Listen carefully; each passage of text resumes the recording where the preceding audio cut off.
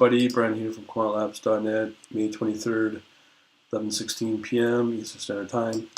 Just want to do a quick analysis on where things stand for Bitcoin, as is always a big interest in this. So here I've generated my usual 18 pairs against US dollar according to the World of the Kraken exchange.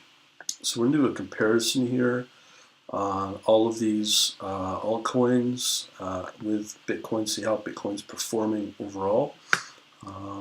First thing I want to do is look at the slope. So in this case, we will do a sort on column N in descending mode. I've shown this before. So you can see here, Bitcoin has dropped off to number 4. Overall, the slope is dropping. In this case, it looks like it's kind of going negative, and see how the volatility is compared. So that is column, where's the standard deviation? Column K. So I know there's probably a better way to do this, but that's okay. I'm no spreadsheet expert here using LibreOffice.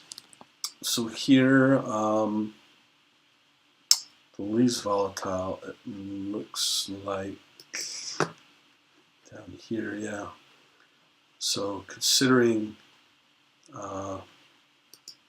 it's not so volatile, but to me it is. That's compared to everything else. The other thing we want to see is probably, we could track the volume. It's quite shocking. The volume is not as high as you would think. You can see here, well, let me just show you. This is again on Kraken. So one thing I have seen comparatively on volume, so where's our volumes column I? Let's see here. Okay. So here volume. Yeah, Bitcoin is further down here. As you can see here, the reason is probably because of the price. The cheaper the closing price, the more volume. That's what I've been seeing. In terms of trends, we have a bullish pattern. I'll show you that in the document. So there is a bullish signal. Now, again, this is using daily data. So let's check out the price here of the report on Bitcoin. So in this report, I've shown this before, the Bitcoin, here's, I like to show this the overall performance of the last year or so concerning Bitcoin's rise and then where it's at today. So you can clearly see it's not even halfway. One thing that you need to realize is that there's been a strong negative down trend up until this rise right here. So we're starting to smooth out. I think once you start to see this overall long-term trend at least flatten out and go positive, you'll start to see Bitcoin start to pick up in volume. Here you can see it's topping out. We'll show you that in better reports. Here's the harmonic. It's a bullish. The head and shoulders still below traditional neckline.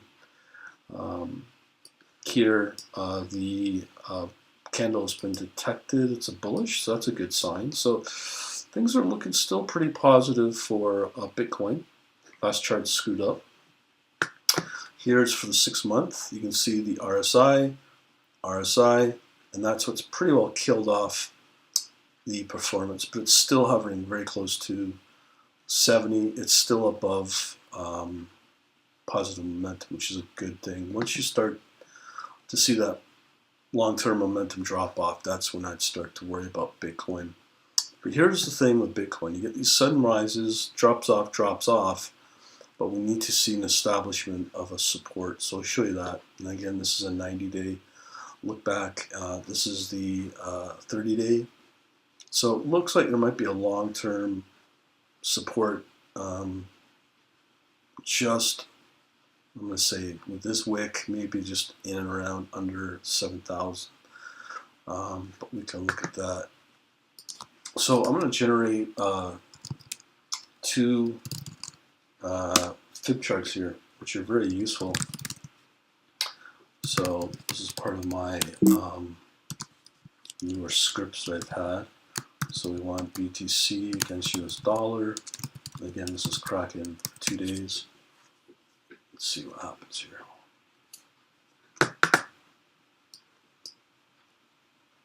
So with Bitcoin, it's looking still pretty good.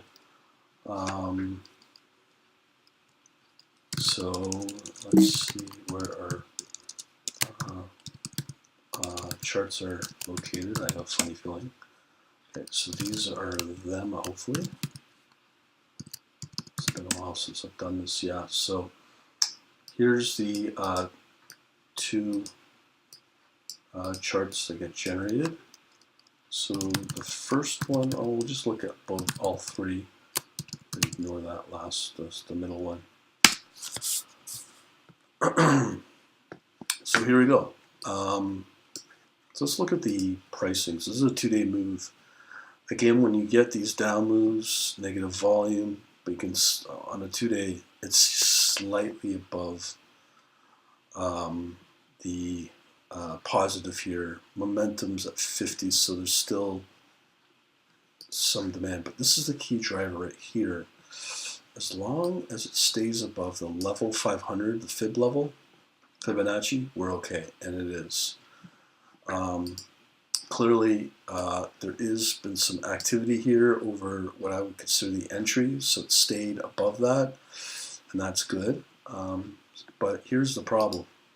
This 500 is clearly not established. It was here, up to here it's established, up to here it's established. But when we get into here, you can clearly see it's below the level 500. That's a big problem. But we can also take it to a 1-day analysis using Fibonacci's, and this can be very, very useful from a visual perspective. It's doing the same thing. So again, this is just 24-hour data, hourly data as well, so 1 day's worth.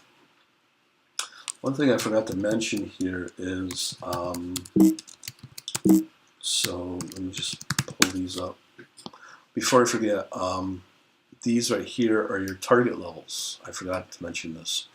So if you are targeting 786 is set at, again, here's the bottoming, the averages are just starting to show, but here, look, on the 24-hour, the momentum has dropped. So it could be puttering out. But funny enough, it is still above that 500 level. Here, still above that 618, and it always peaks at no more than level 100 or level 1, whatever you want to call it. But when you start to see the momentum like here go negative, it must mean that it is puttering out. But on the other hand, when you look at the daily, it does suggest a harmonic bull pattern as well as a bull candle as well, and it is staying above the 500, which is important if Bitcoin will continue. So it really depends on this momentum if it can come back and build it out. So if it's 1126, the Asian traders should be able to help establish that over the next 6 to 12 hours. All right, so we'll see what happens over the next little bit, and just thought, as I said, put this video together for you. Talk to you later.